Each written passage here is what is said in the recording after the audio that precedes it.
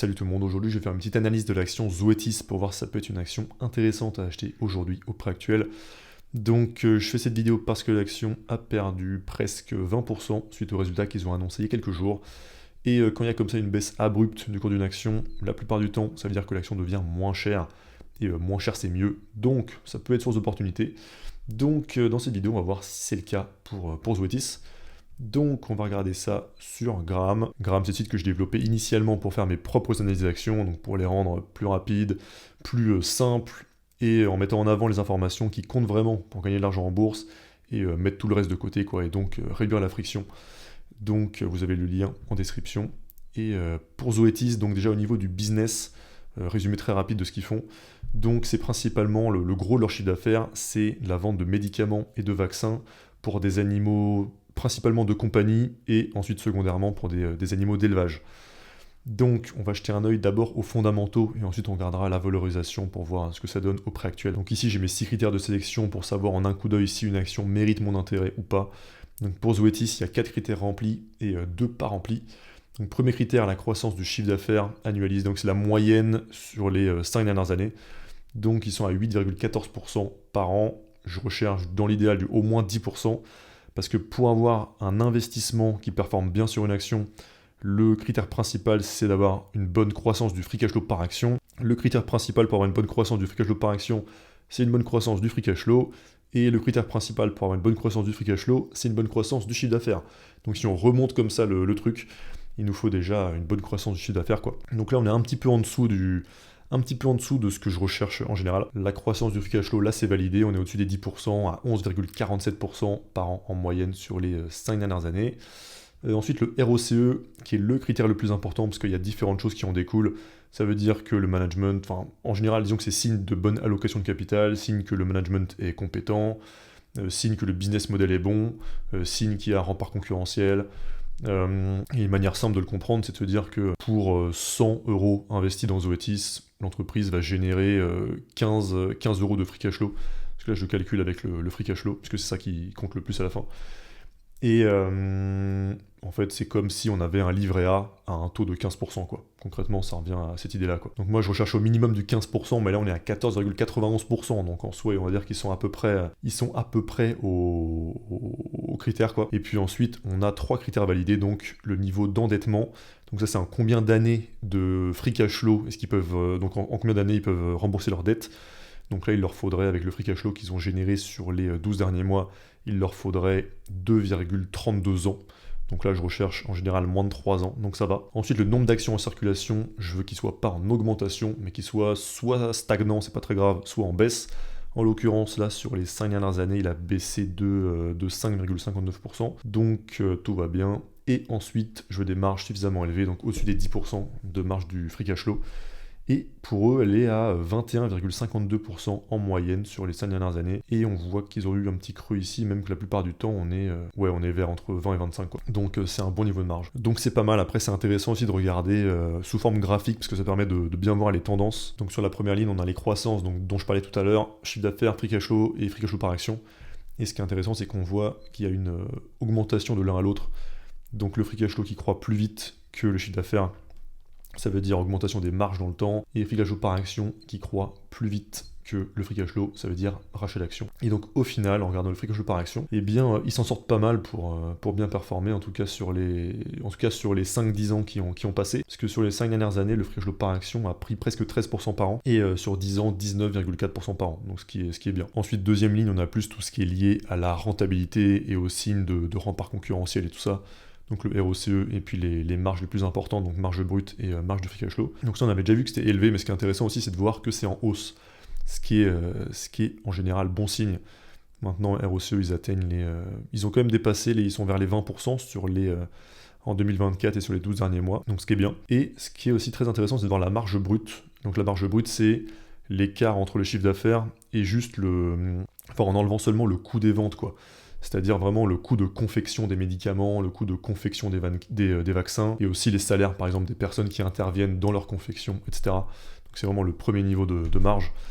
Et ils sont passés quand même de 58% en 2010 en hausse constante, quoi, jusqu'à 70% en 70% là, sur les 12 derniers mois, ce qui est super élevé, hein. C'est typiquement des niveaux de marge qu'on voit souvent même dans le software, quoi. Même une entreprise comme Google a des marges plus basses, et d'ailleurs c'est le même niveau de marge, il me semble, de marge brute que Microsoft. Et marge du free cash flow, c'est pareil, c'est en hausse. Donc voilà, il y a plein de bonnes choses. Le nombre d'actions en circulation en baisse, on l'a vu tout à l'heure. Il y a un dividende qui augmente régulièrement de 15-20% par an, donc à peu près au même rythme que le free cash flow par action d'ailleurs. Et puis ouais, ils ont 68%, quoi, les 2 tiers de leur chiffre d'affaires sur les chiens et chats, quoi.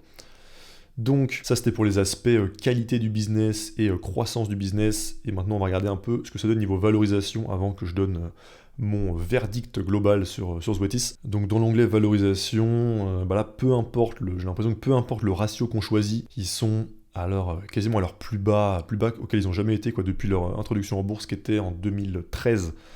Donc en prix sur free cash flow, le plus bas a été atteint c'était en 2013 à 23, juste après l'IPO, quoi. Donc à 23,07, ce qui fait haut pour un prix sur free cash flow le plus bas, quoi. Mais là, on voit qu'ils sont aujourd'hui à 23,58. Donc en gros, on est au plus bas, quoi. Donc Zoetis s'est jamais payé aussi peu de fois son free cash flow qu'aujourd'hui. Je fais attention à pas dire c'est pas payé aussi peu cher, parce que la notion de cher pas cher, elle est relative, quoi. Ça dépend des perspectives de croissance, de la qualité du business, tout ça. Donc là, je pense pas qu'il y ait de problème niveau qualité du business. Ça a l'air, comme ça à première vue, ça a l'air d'être un type de business ultra solide qui est pas prêt d'être remplacé. Par contre, il y a peut-être une question sur un ralentissement de croissance, mais quoique ça a l'air d'être assez stable, même si on remonte plus loin dans le passé. Ouais, non, en fait, il n'y a même pas de ralentissement, c'est stable depuis le début. Donc, si on revient sur l'onglet valorisation, donc prix sur free cash flow, on est au plus bas historique. Prix sur chiffre d'affaires, là, on n'est pas au plus bas, mais c'est normal, on a vu que les marges de Zoetis ont augmenté dans le temps, et donc quand les marges augmentent, c'est normal qu'on puisse plus retrouver le prix sur chiffre d'affaires de l'époque, quoi. Ensuite, prix sur cash flow opérationnel, pareil, on est au plus bas historique, 18,27, et prix sur bénéfice, on est à 20,07, ce qui est aussi de loin le plus bas qu'ils ont jamais eu. Donc là, ça a l'air d'être un cas typique de entreprise de qualité sous-évaluée. Après, sous-évalué, disons que c'est quand même difficile de considérer que 24 de prix sur free cash flow, c'est sous-évalué, ça reste quand même assez élevé. Mais bon, on peut considérer que pour Zoetis, c'est quand même le plus bas qu'ils aient jamais eu, et je pense que dans leur cas, c'est la solidité qui se paye, quoi. Donc il y a ça, et puis on voit aussi, ça permet aussi encore une fois d'illustrer le risque de payer trop cher. Et ce que typiquement, donc ils avaient eu en 2021 une croissance anormalement élevée par rapport à d'habitude, et comme d'habitude dans ces situations-là, les gens s'excitent et se disent que ça y est, c'est le début d'une croissance vertigineuse qui s'arrêtera jamais, quoi. Donc ils commencent à vouloir toujours acheter plus cher, et donc avec des valorisations qui augmentent, sauf que la plupart du temps, ça retombe, quoi. Et même si ça met plus longtemps que ce qu'on aurait cru à retomber, il vaut mieux considérer que ça va retomber pour prendre une marge de sécurité au cas où ça retombe, quoi. En gros, il vaut mieux pas parier sur un scénario extraordinaire, quoi. En investissement, il faut toujours, c'est simplement le concept de la marge de sécurité, quoi, toujours avoir une marge de sécurité. Parce que niveau prix de l'action, ça a donné, ouais, on était ici, quoi, décembre 2021, et c'est quand même un moins 51%, et maintenant ça fait 4 ans. Donc divisé par 2 au bout de 4 ans, c'est quand même un peu chiant, quoi. Donc là, pour le coup, en achetant Zoetis à 24 fois le free cash flow et pas à 70 fois le free cash flow, les performances futures devraient être largement supérieures à ce qu'on a eu sur les 4 dernières années, hein. Et je dirais même qu'elle devrait être pas dégueu, quoi. Cela dit, est-ce que ça veut dire que je vais acheter du Zoetis ? Il y a quand même une nuance, c'est que certes, le business, je pense, est un bon business, solide. En tout cas, c'est ce que les fondamentaux montrent. Ils sont relativement pas chers, en tout cas par rapport à leur passé, et à des valorisations qu'on peut juger normales pour un business de qualité solide, quoi. Mais ça suffit pas. Parce que la question, c'est quelle est la performance qu'on vise avec nos investissements, quoi. Quelle est notre ambition de gain qu'on veut avoir.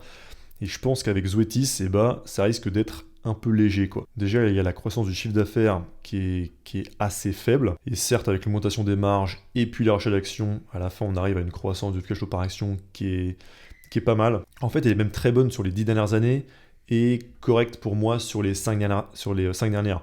En gros, il faudrait aller creuser plus pour essayer de se faire une idée de est-ce que le futur sera plus radieux que le passé ou moins radieux que le passé, quoi. Si le futur, s'il y a des bonnes raisons de penser que le futur soit plus radieux que le passé pour Zoetis, surtout niveau croissance, dans ce cas-là, ça peut, peut-être que ça pourrait m'intéresser. Et après, quand même, un truc qui me dérange un petit peu, c'est le ROCE, qui est limite au niveau de ce que je recherche. La plupart de mes investissements, ils ont plutôt du 25%, 30%, 40% de ROCE, quoi. Et ça reste quand même le truc le plus important. Mais voilà, il y a des bons points, donc c'est aujourd'hui j'en achète pas, mais c'est vrai que je me tâte un petit peu. Je suis pas, on n'est pas à l'abri d'un changement d'avis un jour. Après c'est vrai que pour la question de la croissance, je pense quand même que ils sont sur une bonne tendance long terme et que les gens vont avoir de plus en plus d'animaux de compagnie, quoi. Donc il y a peut-être que c'est pas mal de ce côté-là. Et aussi la deuxième question à laquelle il faut répondre, c'est est-ce que cette augmentation des marges qui dure depuis 2010, est-ce qu'elle a encore du potentiel, quoi? C'est-à-dire est-ce qu'ils vont aller vers les 80%, ou est-ce qu'on va atteindre un plateau bientôt, quoi? Parce que ça, du coup, ça jouera beaucoup sur la performance future de l'action, quoi. Donc voilà, pour moi, deux questions à creuser si on veut investir sur Zoetis.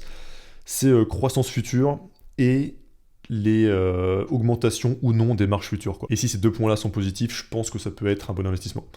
Donc voilà, pour terminer, si vous voulez aussi récupérer ma checklist d'investissement, donc c'est tous les critères que je regarde pour choisir les actions dans lesquelles j'investis, c'est le premier lien en description, et puis le bouton qui s'affiche au milieu de l'écran, et puis à plus.